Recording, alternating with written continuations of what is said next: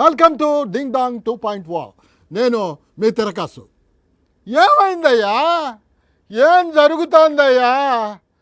అటు పొలిటికల్ లీడర్ల కితకితలు, ఇటు ఫిల్మ్ ఇండస్ట్రీలో చిడపట్లు. అందరూ కలిసి జనాలకి సినిమా చూపించేస్తున్నారు. ఎప్పుడు ఏం జరుగుతుందో తెలియని క్రైమ్ సస్పెన్స్ థ్రిల్లర్ మలయాళం సినిమా చూసినట్టుంది. 24/7 ఫుల్ ఎంటర్టైన్మెంటు. ఇక ఈ వారం రోజులుగా పేలిన మాటల తోటాలు చమక్కులు ఏమిటో చూసేద్దాం. ముందుగా హెడ్లైన్స్. రేవంత్ రెడ్డి ఢిల్లీ టూర్ల మీద హరీష్ రావు షటైర్. 100 ఎలుకలు తిన్న పిల్లి తీర్థయాత్రకు పోయిందట.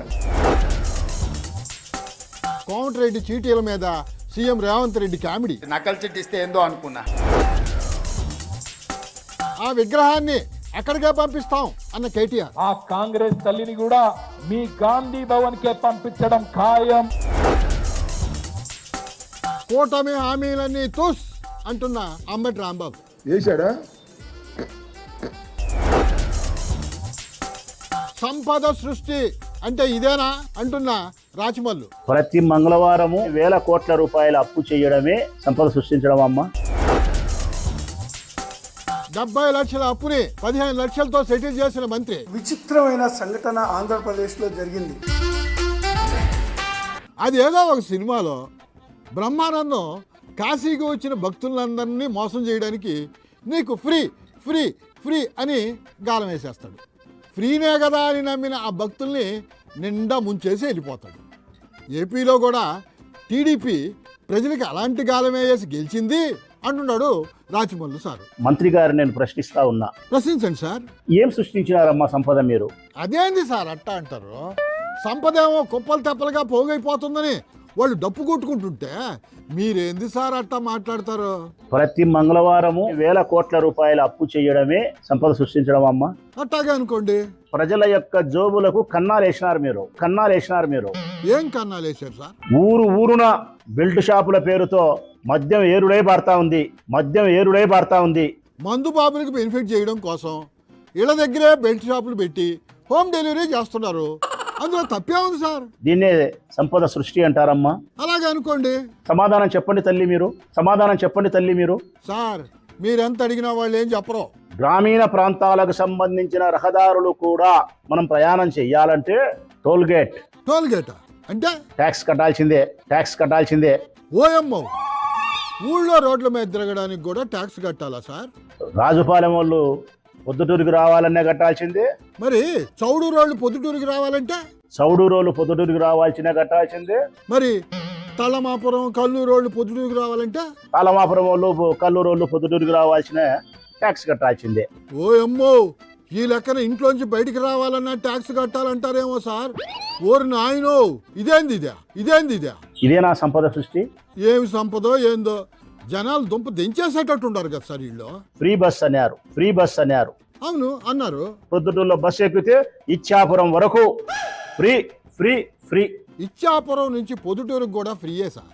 ఏదో సినిమాలో చెప్పినట్టు ఫ్రీ ఫ్రీ ఫ్రీ ఫ్రీ అని చెప్పినారు.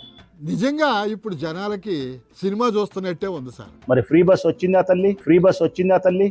ఎక్కడొచ్చింది సార్? అసలు ఆ మాట అర్థం లేదు కదా వాళ్ళ. ఇప్పటి వరకు ఒక్క పరిశ్రమను మీరు నెలకొల్పింది లేదు. ఇప్పటి వరకు ఒక్క యువతకు ఒక ఉద్యోగ అవకాశాన్ని కూడా మీరు కల్పించింది లేదు. నిరుద్యోగ భృతి ఇస్తామన్నారు కదా సార్. పోనీ ఉద్యోగాలు ఇవ్వలేకపోయినారు. ఉద్యోగం ఇచ్చేంత వరకు 3000 రూపాయల నిరుద్యోగ భృతి ఇచ్చినారా అంటే అది ఇవ్వలేకపోయినారు. తర్వాత ఇస్తారు సార్. ఇప్పుడు వాళ్ళు ఏమో పోలవరం పనుల్లో బిజీగా ఉన్నారు కదా. వినాయకుని పెళ్లి ఉన్నట్టుంది. వినాయకుని పెళ్ళ అదేంది సార్ మళ్ళా మధ్యలో? అది ఎప్పటికీ పూర్తి కాదు. కట్టి తీరతాం అని శబ్దం చేశారు సార్ వాళ్ళు. నా ఒక్క మాటకి సమాధానం చెప్పాలా? ఏం మాటకి సమాధానం చెప్పాలా?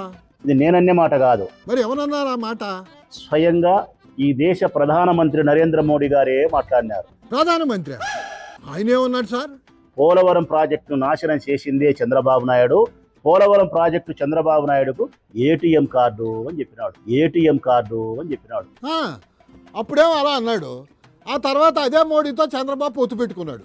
ఏటీఎం కార్డు కాస్త క్రెడిట్ కార్డుగా మారిపోయింది. ఏం చెప్తాం? ఏమన్నా అంటే అందరికీ కోపాలు వచ్చేస్తాయి, మనోభావాలు దెబ్బతింటాయి. ఏపీలో జరుగుతుండే వింతలు విశేషాలు చూసి జనాలు ఆశ్చర్యపోతున్నారని అంటున్నారు వైసీపీ నాయకులు. ఆ వింతలు విశేషాలు ఏమిటో రాజశేఖర్ గారు చెప్తారు, విందాం. చెప్పండి సార్. విచిత్రమైన సంఘటన ఆంధ్రప్రదేశ్లో జరిగింది. అవునా? మళ్ళీ ఇంకో విచిత్రం జరిగిందా? ఈ మధ్య చాలా విచిత్రమైన సంఘటనలు జరిగిపోతానే ఉన్నాయి సార్ మీ ఆంధ్రప్రదేశ్లో. ఇంతకీ మీరు చెప్పబోయే ఆ విచిత్రం ఏంది సార్? దానికి వెళ్ళబోయే ముందు ఒక చిన్న విషయం ముందు మీకు చెప్పదలుచుకున్నాను. చెప్పండి. మనలో ఎవరైనా ఎవరి దగ్గరైనా 1,00,000 రూపాయలు అప్పు తీసుకుంటే 9 ఏళ్ల తర్వాత సహజంగా వడ్డీతోటి పాటు చెల్లిస్తాం. 1,00,000 రూపాయలైనా 1,000 రూపాయలైనా అప్పు తీసుకున్నాక వడ్డీ చెల్లించాలి కదా సార్, అది పద్ధతే కదా. వడ్డీ మాట అటు ఉంచితే 9 సంవత్సరాల తర్వాత కేవలం 21,000కు మాత్రమే ఇస్తానంటే ఆ అప్పు ఇచ్చినటువంటి వ్యక్తి ఒప్పుకుంటాడా? ఏంది? 1,00,000 రూపాయలు అప్పు తీసుకుని 9 సంవత్సరాల తర్వాత 21,000 ఇస్తారా? ఏంది సార్, ఇంత అన్యాయం ఎక్కడైనా ఉందా సార్? అసలు ఇది సాధ్యమేనా? ఎట్టా కుదరదు సార్, అస్సలు సాధ్యం కాదు. కానీ మన రాష్ట్రంలో అది సాధ్యపడింది. అవునా? ఎట్టా సాధ్యపడింది సార్? సాక్షాత్తు మన హోమ్ మినిస్టర్ గారైన అనిత గారికి అది సాధ్యపడింది. అమ్మా, మేడం గారికి ఎట్టా సాధ్యమైంది సార్? 2015 అక్టోబర్ 1న వేగి శ్రీనివాసరావు గారు అనేటువంటి వ్యక్తి దగ్గర వంగల్పూడి అనిత గారు 70 లక్షలు అప్పు తీసుకున్నారు. ఎప్పుడు తీసుకున్నారు? అనిత గారు హోమ్ మినిస్టర్ కాకముందు. మరి తీసుకున్న తర్వాత అప్పు తీర్చేశారా? దాన్ని తీర్చకపోవడంతో అప్పు ఇచ్చినటువంటి వ్యక్తి కోర్టుకు వెళ్ళడం జరిగింది. అయ్యో, ఆయన్ని జైలుకు పంపుతామని రకరకాలుగా వేధించి చివరికి కేవలం 15 లక్షలు మాత్రమే తిరిగి ఇచ్చేందుకు కోర్టులో అది కాంప్రమైజ్ అవుతున్నట్టుగా కోర్టులకి తెలియజేయడం జరిగింది. ఎట్టా 70 లక్షలకి 15 లక్షలు ఇస్తానని చెప్పారా? నిజంగా ఇది భలే విచిత్రమే సార్. 70 లక్షలకి వారు కేవలం 15 లక్షలకే తగ్గించుకున్నారంటే మరి ఆ తారక మంత్రం ఏదో చెబితే చెప్తారు. ఆ మంత్రం మీకెందుకు చెప్తారు సార్? రాష్ట్ర ప్రభుత్వం కూడా ఈ రోజు అప్పుల ఊబిలో కూరుకుపోయింది.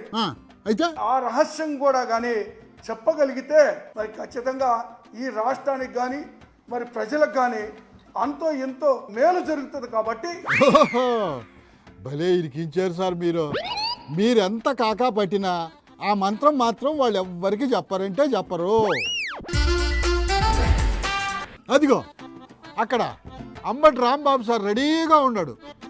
సార్ స్టార్ట్ చేయండి సార్. ఇవాళ కూడా వెళ్తున్నాయి కాకినాడ బియ్యం, చూసారుగా మీరు. అందరూ చూస్తానే ఉంటారు కదా సార్. సీజ్ ది షిప్ చూసారా? అది కూడా చూశారు. నాకు అర్థం కాలేదు, మీకు అర్థమైందే నాకు తెలియదు. మాకు కూడా అర్థం కాలేదు సార్. చంద్రబాబు నాయుడు గారు ప్రభుత్వం వచ్చింది. అవును, వచ్చింది. ఉప ముఖ్యమంత్రిగా పవన్ కళ్యాణ్ గారు ఉన్నారు. అవును, ఉన్నారు. మనోహర్ గారు ఏమో పౌర సరఫరాల శాఖ మంత్రిగా ఉన్నారు. అవును, ఉన్నారు కదా. నడి సముద్రంలో ఉన్నటువంటి వాడలోకి 640 మెట్రిక్ టన్నుల దొంగధాన్యం వెళ్ళిందంట. ఎలా వెళ్ళిందంట? ఎవరయ్యా దీనికి కారణం? జగన్ గారు అంట. వీళ్ళ టైంలో అయింది. తుఫాన్లు వచ్చినా, ఎండ కాసినా, చలి కాస్తంత పెరిగినా గత ప్రభుత్వమే కారణం అంటున్నారు సార్ వాళ్ళు. అయినా ఆ ధాన్యం ఎట్టా వెళ్ళింది సార్? 3 చెక్ పోస్టులు పెట్టారంట, అయినా వెళ్ళిందంట. ఎవరు కారణం? ఎవరు? చంద్రశేఖర్ రెడ్డి కారణం అంట. మరి మీరెందుకయ్యా? నాకు అర్థం కాలేదు. మంచి జరిగితే ఏమో వాళ్ళ అకౌంట్లో, చెడు జరిగితే ఏమో మీ అకౌంట్లో వేసేస్తున్నారు సార్ వాళ్ళు. ఇవాళ పవన్ కళ్యాణ్ గారు అంటున్నాడు కలెక్టర్ల వ్యవహారంలో. ఏమంటున్నారు? మేము 3 చెక్ పోస్టులు పెట్టినా ఈ పీడిఎస్ రైస్ ఎలా వెళ్ళింది? ఎవరిని అడుగుతున్నాడు? కలెక్టర్ని అడుగుతున్నాడు. కలెక్టర్లను అడిగితే వాళ్ళు ఏం చెప్తారు సార్? కలెక్టర్లు ఎవరు? వాళ్ళు నియమించిన వాళ్ళేగా, మనం నియమించిన వాళ్ళు ఏం కాదుగా. ఎలా వెళ్ళింది బియ్యం అంటాడు. మనం అడగాలి ఎలా వెళ్ళింది బియ్యం అని. మీరు అడగాల్సింది మీకంటే ముందుగానే వాళ్ళే అడిగేస్తున్నారు సార్. మనోహర్ ఏమో శుద్ధుడంట, కలెక్టర్లేమో దొంగలంట. ఎవరో ఒకరి మీద నెపం వేయాలి కదా సార్. ఏ ఎమ్మెల్యే ఎంత దోచుకుంటున్నాడు తెలియదా ఇవాళ రాష్ట్రంలో? అవన్నీ వాళ్ళకి ఎట్టా తెలుస్తాయి సార్? ఇది పవన్ కళ్యాణ్ గారికి తెలీదా? తెలుసా? ఏమో. ఇది చంద్రబాబు నాయుడు గారికి తెలీదా? తెలిసే ఉంటుందా? ఏమో. ఇది లోకేష్కి తెలీదా? తెలియకుండా ఉంటుందా? ఏమో. చంద్రబాబు నాయుడు గారు అధికారంలోకి వచ్చే ముందు చెప్పాడు. ఏం చెప్పాడు సార్? 13,500 ఏంటి, రైతు భరోసా ఏంటి, నన్ను ఎన్నుకోండి 20,000 ఇస్తా. దాని పేరు ఏందబ్బా? అన్నదాత సుఖీభవ అన్నాడు. పేరు బాగుంది, 20,000 కూడా బాగుంది. ఏ మాటగా మాట చెప్పుకోవాలి సార్. పేర్లు మాత్రం భలే పెడతారు సార్ బాబు గారు. వేశాడా? అన్నీ తుస్సే, అంతా తుస్సే. అరే దారంపూడి గారు కూడా దిగారు కదా సార్. మీరేం చెప్తారా? రోజులన్నీ ఒకలా ఉండవు కొండబాబు గారు.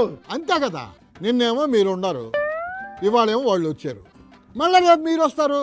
లంచాలు తీసుకోవడం మానే. ఎవరు? కొండబాబు గారా? ఎందుకు మానేయాలి సార్? మానేస్తే ఏమొస్తుంది? ధైర్యం ఆటోమేటిక్ వస్తుంది. ధైర్యం ఎవరికి కావాలి సార్? డబ్బు ఉంటే దాని పాటికి అదే వస్తుంది. అందుకనే మనం చేతులు కూర్చున్నాం. మరి అంతకంటే ఏం చేయమంటారు సార్ ఆయన్ని? నువ్వు డబ్బు తింటున్నావని పై లెవెల్లో లీడర్ తెలుసు కాబట్టే నీకోసం వచ్చిన వచ్చారు. అవునా? ఆయన ఏంది మరి మీ మీద ఆరోపణలు చేస్తున్నాడు? నువ్వేదో పద్ధతిలాగా ఉండి నన్ను విమర్శించడం కాదు, నీకంటే ఎక్కువ తిక్క ఉన్నావని ఆ విషయం నీకు తెలుసు. అయితే ఇప్పుడు ఏమంటారు మీరు? పవన్ కళ్యాణ్ గారు నా వినపం ఒకటే. ఏంది సార్ ఆ విన్నపము? మొట్టమొదటిగా ఇక్కడ కొండబాబుని అవినీతి ఆపండి సార్. ఎందుకు ఆపాలి సార్? కాకినాడలో ఎప్పుడు లేదు నెంబర్లాట. మరి ఇప్పుడు ఉందా సార్ నెంబర్లాట? ఈ రోజు నెంబర్లాట 2 చోట్ల జరుగుతుంది. ఈ విషయం మంత్రులకు తెలియదా సార్? దయచేసి పవన్ కళ్యాణ్ గారు కాకినాడలో ఉన్న సింగిల్ నెంబర్ లాటరీది అరికట్టాలి. అరికడతాడు. ఆ తర్వాత ఏం చేయాలా? కొండబాబు గారు ప్రతి నెల బారుల దగ్గర తీసుకుంటున్నారు డబ్బులు, అయ్యి అరికట్టాలి. ఓకే, నెక్స్ట్ ఏంటిది? రేషన్ డీలర్స్ దగ్గర ప్రతి నెల 5 లక్షలు తీసుకుంటారు, అది అరికట్టాలి. ఓకే, ఇంకా అదే విధంగా పోర్ట్లో ఉన్న పెట్రోల్ బంకుల దగ్గర నెల డబ్బులు తీసుకున్నాడు, అది అరికట్టాలి. సార్ నాకు తెలియక అడుగుతాను, అన్నీ అరికట్టేస్తే ఆ తర్వాత అక్కడ ఆయన చేయాల్సింది ఏముంటుంది సార్? అవినీతి లేని పరిపాలన అందించాలి. ఎట్టా కుదరదు సార్. కుటుంబ పాలనలో అన్నీ సర్దుకొని పోతా ఉండాలట. పొలిటికల్ లీడర్లు ఒకరికొకరు ఫన్నీ పేర్లు పెట్టి సెటైర్లు వేస్తుంటారు. పేర్లు పెట్టడంలో బీఆర్ఎస్, కాంగ్రెస్, బీజేపీ వాళ్ళు పోటీల మీద పోటీలు పడుతుంటారు. ఇప్పుడు హరీష్ రావు కూడా రేవంత్ రెడ్డికి ఒక కొత్త పేరు పెట్టాడు. ఆ పేరేంటో తెలుసా? హరీష్ రావుని అడగదాం పదండి. 100 ఎలుకలు తిన్న పిల్లి తీర్థయాత్రకు పోయిందట. సామెతోనే స్టార్ట్ చేశారా? ఇంతకీ తీర్థయాత్రకి వెళ్ళిన పిల్లి ఎవరు సార్? రేవంత్ రెడ్డి గారి వ్యాఖ్యలు దయ్యాలు వేదాలు వాళ్ళు ఇచ్చినట్టున్నాయి. ఇందాకేమో పిల్లి అన్నారు, ఇప్పుడేమో దెయ్యం అంటున్నారు. ఏదో ఒకటి ఫిక్స్ కాండి సార్. రేవంత్ రెడ్డి గారు చరిత్రలో ఎప్పుడన్నా ఒకనాడు జై తెలంగాణ అన్నది లేదు. చరిత్రదేముంది సార్, చించేస్తే చిరిగిపోద్ది. ఏ ఒక్క రోజు కూడా ఆయన ఉద్యమంలో పాల్గొన్నటువంటి వ్యక్తి కాదు. అయితే ఇప్పుడు ఏమంటారు సార్? తెలంగాణ చరిత్ర అంతా కూడా చూస్తే కాంగ్రెస్ పార్టీదంతా కూడా ద్రోహ చరిత్ర. అదేంది సార్? తెలంగాణ ఇచ్చింది కాంగ్రెస్ పార్టీని అంటున్నారు కదా వాళ్ళు. ఆ రోజు చంద్రబాబు నాయుడు నిలదీస్తుంటే ఎవడ్రా మా చంద్రబాబు నాయుడు నిలదీసేది అని తుపాకీ పట్టుకొని బయలుదేరిన రైఫిల్ రెడ్డి రేవంత్ రెడ్డి. రైఫిల్ రెడ్డి? రేవంత్ రెడ్డిని రైఫిల్ రెడ్డి చేశారా మీరా? అయినా అప్పటి సంగతులు ఇప్పుడు ఎందుకు సార్? ఇప్పటి విషయాలు ఏమన్నా ఉంటే మాట్లాడండి. తెలంగాణకు నంబర్ 1 విలనే కాంగ్రెస్ పార్టీ. అవునా? వాళ్ళేమో తెలంగాణ రాష్ట్రం ఇచ్చిందేమో సోనియా గాంధీ అంటుంటే మీరేమో విలన్ అంటున్నారు. ఎలా సార్ ఇట్ట అయితే? సోనియా గాంధీ గారు దయతలిచి తెలంగాణ ఇచ్చిందట. మరి ఎవరిచ్చారు? సోనియా గాంధీ గారు దయతలిచి ఇచ్చింది అని రేవంత్ రెడ్డి మాట్లాడే మాటలు వింటే నాకు ఒకటి గుర్తొస్తా ఉంది. ఇప్పుడు మళ్ళీ హిస్టరీ చెప్తున్నారా మీరా? చెప్పండి. నెహ్రూ గారు, గాంధీ గారు స్వాతంత్రం కోసం పోరాటం చేయలేదు, బ్రిటిష్ వాళ్ళు దయతలచి పోతూ పోతూ బ్రిటిష్ పార్లమెంట్ లో బిల్లు పెట్టి ఇచ్చింది అన్నట్టు ఉన్నది రేవంత్ రెడ్డి చెప్పే మాటలు. అబ్బా, భలే ముడిపెడతారు సార్ మీరు. నువ్వు ఎంత తక్కువ మాట్లాడితే అంత మంచి తెలంగాణ గురించి రేవంత్ రెడ్డి. ముఖ్యమంత్రి సార్ ఆయన, ఏమైనా మాట్లాడతాడు, ఎంతైనా మాట్లాడతాడు. నువ్వు ఆ రోజు తెలంగాణ ప్రజల జీవితాల్లో మార్పు తెస్తాను, ఏం మార్పు తెచ్చినావు? అవును, మార్పు ఏందా లేదా? టీజీవై టీఎస్ పెట్టుడో తెలంగాణ తల్లిని మార్చుడో కాదు కదా తెలంగాణ ప్రజల జీవితాల్లో మార్పు. ఏదో ఒక మార్పు అయితే వచ్చింది కదా సార్. కోతలు ఎక్కువ, చేతలు తక్కువ. ఏం కోతలు కోసాడు సార్ ఆయన? ప్రతిపక్షాల మీద తిట్టమంటే అడగోలుగా తిట్టు నేర్చుకున్నావు. మీరు కూడా తిడుతున్నారు కదా. అంత మంచిగా ఉంటే అరెస్ట్లు ఎందుకు అంటున్నా. ఎవరిని అరెస్ట్ చేశారు సార్? ఎందుకు ఎమ్మెల్యేలను ఎమ్మెల్సీలను అరెస్ట్ చేస్తా ఉన్నావు? మీరేమో ఆయన కాళ్ళల్లో కట్టెలు పెడుతున్నారంట కదా, అందుకే అరెస్టులు చేస్తున్నారో ఏమో, ఎవరికి తెలుస్తుంది సార్? మూటల మీద మాటల తోటాలు పేలిపోతున్నాయి. రేవంత్ రెడ్డి ఢిల్లీకి మూటలు తీసుకెళ్తున్నారని బీఆర్ఎస్ నాయకులు సెటైల్ వేస్తుంటే బీఆర్ఎస్ వాళ్ళు 10 ఏళ్లుగా మూటల మీద మూటలు తీసుకెళ్లి త్వరలో దాచారు అంటున్నారు కాంగ్రెస్ వాళ్ళు. అదిగో అక్కడ మందులు సామ్యాలు సార్ ఉన్నారు, బీఆర్ఎస్ మూటల మీద ఏదో చెప్తున్నాడు. ఆయన ఏం చెప్తున్నాడో ఇందాం. చెప్పండి సార్. రెడీనా? మేము రెడీ సార్, మీదే late. Print media, electrical media మిత్రులందరూ కూడా చలికాల శుభాకాంక్షలు. ఏందది? చలికాల శుభాకాంక్షలు. శీతాకాల సమావేశాల్లాగా ఈ చలికాల శుభాకాంక్షలు ఏంది సార్? ఎప్పుడు ఎండ తగిలితే ఎట్లా, ఈ చలి కూడా తలగాలి మనిషికి. అవును సార్, ఈ సంవత్సరం చలి కాస్త ఎక్కువగానే ఉంది. ఎందుకంటారు సార్? బంగాళాఖాతంలో ఏమైనా అల్పపీడనం ఏమైనా ఏర్పడిందా ఏందా? చలి కూడా దమ్ము తలగాలి. చలి సంగతి అట్టా ఉంచండి సార్. ఇందాక హరీష్ రావు సార్ ఏమన్నారో విన్నారు కదా మీరా? తెలంగాణకు కాంగ్రెస్ పార్టీ ద్రోహం చేసిందని మాట్లాడుతూ ఉన్నారు. అవును, మరి మీరేమంటారు దానికి? అన్ని తెలిసి కూడా హరీష్ రావు గారు అడ్డంతోట మాట్లాడితే ఎట్లా? తెలంగాణకి కాంగ్రెస్ పార్టీ నెంబర్ 1 వెళ్ళంట కదా. నువ్వు ఎమ్మెల్యే కావుతలే మంత్రి అయినావు. అది ఎవరు చేసి నేను కాంగ్రెస్ పార్టీ చేయలే. ఇప్పుడు అదే కాంగ్రెస్ పార్టీ మీద, సోనియా గాంధీ మీద విమర్శలు చేస్తున్నారు సార్ బీఆర్ఎస్ నాయకులు. తెలంగాణ ప్రకటించిన వెంటనే కేసీఆర్, నువ్వు, నీ పిల్లలు, నీ బామ్మర్ది పిల్లలు, నీ మరదల పిల్లలు అందరు జట్టు కట్టుకొని సోనియా గాంధీ దగ్గర పోయి దండం పెట్టి వస్తుంది. దండం పెడితే ఏమవుద్ది సార్? అది ఏమైనా తప్ప ఏందా? అది కాంగ్రెస్ ద్రోహం చేసినప్పుడు అప్పుడు మీకు యాదకి రాలేదా? ఏమో అవన్నీ ఎట్టా గుర్తుంటాయి సార్. ఫస్ట్ హరీష్ రావు అన్ని తెలిసి కూడా మీరు ఈ ఒకరొకరు మాట్లాడితే ప్రజలు నమ్మరు. కాంగ్రెస్ పార్టీ తెలంగాణకి అన్యాయం చేసింది అంటున్నాడు సార్ హరీష్ రావు గారు. తెలంగాణ రాష్ట్రం ఇచ్చిందే కాంగ్రెస్ కదా. మరి ద్రోహం చేసింది అంటారు ఏంది సార్ వాళ్ళు? మీ బామ్మర్ది ఒకటి చెప్తా ఉన్నాడు. ఏం మాట చెప్తున్నాడు? మాటలే గాని మూటలన్నీ అక్కడ పోయినాయి అంటున్నాడు. మూట్ల ఆయన చెప్పింది నిజమేనా సార్? మీ మూటల సంగతి చెప్పు మరి. ఏంది వాళ్ళు కూడా మూటలు కట్టారా? 10 ఏళ్ళకి మీ మూటలేని మురిలేని. అరే 10 ఏళ్ళ నుంచి ఆ మూటల గురించి మీరు ఒక్క మాట కూడా చెప్పలేదు కదా సార్. ఎక్కడ దాచుకోరు? ఎక్కడ దాచుంటారు సార్? ఆ మేడిగడ్డకు బొర్రెపడది. ఆ బొర్రె దాసిరా ప్రజలు. ఎవరన్నా బ్యాంకు లాకర్లలో దాచుకుంటారు, లేదంటే ఇంకెక్కడన్నా సీక్రెట్ ప్లేస్లో పెట్టుకుంటారు. ఎక్కడా చోట్లేనట్టుగా ఆ మేడిగడ్డ త్వరలో దాచుకుంటారా సార్? ఏం మాట్లాడుతున్నారు సార్ మీరు? మీకు ఎక్కడ దోయక ఏమనాలో తెలియక ఆగమవుతారు మీరు. నేను సూటి కడుతున్నా హరీష్ రావు గారిని. అడగండి అన్న, ఏం అడుగుతారో అడగండి.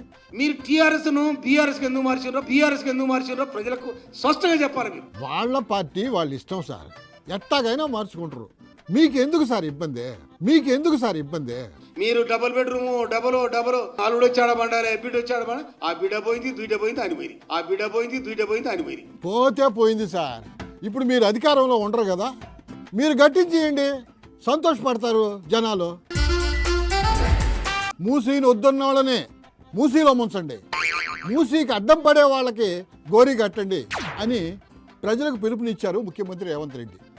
బండెనక బండి గట్టి 16 బండు గట్టి అని గద్రపైన పాట కూడా వినిపించేశారు ఆయన. సోషల్ మీడియాలో నన్ను తిట్టకుండా తిడుతున్నారని అంటున్నారు సీఎం. ఎంకన్నా ఎంత స్వార్థపరుడు అంటే ఏంది? మంత్రి కోమటిరెడ్డి వెంకరెడ్డి సార్ స్వార్థపరుడా? అంత మాట అన్నారేం సార్? పాపం ఆయన ఏమనుకుంటాడు? ఎంకన్నా కాగితాలు ఆడ పెట్టిండు, చెప్తూనే ఉండు, కాగితాలు ఇస్తూనే ఉండు. ఏం కాగితాలు ఇస్తున్నారు సార్? మేమిద్దరం నితిన్ గడ్కరీ దగ్గరికి పోయినాం, కేంద్ర మంత్రి దగ్గరికి. ఆయన దగ్గరికి పోయి ఏం చేశారు సార్? మాకు రోడ్లు ఇవ్వాలని, ఆయన రోడ్లు ఇచ్చే మంత్రి. ఎన్ని రోడ్లు అడిగారు సార్? మేము 2 అడిగినాం. ఏమి రోడ్డు సార్ అయ్యే? నేనేమో రీజనల్ రింగ్ రోడ్ అడిగినా, ఎంకన్నానేమో నల్లగొండకు ఔటర్ రింగ్ రోడ్ అడిగాడు. నితిన్ గడ్కరీ సార్ ఏమన్నాడు? నితిన్ గడ్కరీ అన్నాడు ఏదో ఒకటి ఇస్తా అన్నాడు. అబ్బా, అసలు మీరు ఆయన 4 రోడ్లు అడగాల్సింది సార్, అప్పుడు 2 ఇచ్చేవాడేమో. ఆ తర్వాత ఏం జరిగింది సార్? ఎంబడే రీజనల్ రింగ్ రోడ్ కంటే ముందుగాల నల్లగొండ ఔటర్ రింగ్ రోడ్ అడిగిండ. మీకంటే ఎంకన్నే ఫాస్ట్గా ఉన్నాడు అయితే. అదిగో ఎంకన్న సార్ మళ్ళీ ఏదో చీటీ ఇస్తున్నాడు సార్. ఏంది సార్ ఆ చీటీ? ఏముంది అందులో? ఎంకన్నా పక్క నుంచి మా మూసీ కథ ఏంది అంటున్నాడు, కాగితం మీద రాసిచ్చి. నకలు చీటీ ఇస్తే ఏందో అనుకున్నా. మరి మీరు మర్చిపోతారేమోనని పక్క నుండి చీటీలు ఇస్తున్నాడు సార్ ఎంకన్న. సరే, ఆ మూసీ గురించి కంటిన్యూ చేయండి. బండి యాదగిరి ఆనాడు బాడిండు, బండెనక బండి కట్టి 16 బండ్లు కట్టి ఏ బండ్లో వస్తారో కొడుకో నైజాం సర్కరోడా, చుట్టుముట్టు సూర్యాపేట, నట్ట నడుమ నల్లగొండ, కడతామ్ర నీ గోరి అని నల్లగొండ బిడ్డలు. మూసీ గురించి చెప్పమని ఎంకన్న చీటీ ఇస్తే బండెనక బండి గట్టి పాట పాడతారు. ఇవాళ మూసి వద్దని అడ్డం బండేటోళ్లకు గోరి కట్టే శక్తి మీకే ఉంది. ఓహో, అట్టా లింకు పెట్టారా మీరా? మూసీ పేరుతో కూల్చివేతలను అడ్డుకుంటాం అంటున్నారు సార్ బీఆర్ఎస్ వాళ్ళు, బీజేపీ వాళ్ళు. మూసి కట్టే బాధ్యత నేను తీసుకుంటే ఎంత ఖర్చన్నా గానీ, ఎన్ని కష్టాలన్నా రాని, సోషల్ మీడియాలో ఎన్నైనా తిట్టండి అంటే అన్నిటికీ రెడీగా ఉన్నారన్నమాట. మీరు ఎట్లా తిడుతురో మీరు చూసిరు కదా. చూస్తున్నాం సార్, అన్నీ చూస్తున్నాం. మీరు ఒకరినొకరు తిట్టుకునే తిట్లు ఇని ప్రజల చెవుల్లో రక్తాలు కారుతున్నాయి సార్. జనం బెంబేలెత్తిపోతున్నారు సార్. ఆ విగ్రహం ఏందో, దాని రూపం ఏందో మాకు అస్సలు అర్థం కావట్లే. అలాంటి విగ్రహాన్ని ఎవరైనా ఒప్పుకుంటారా? మేము అస్సలు ఒప్పుకోమంటే ఒప్పుకోం.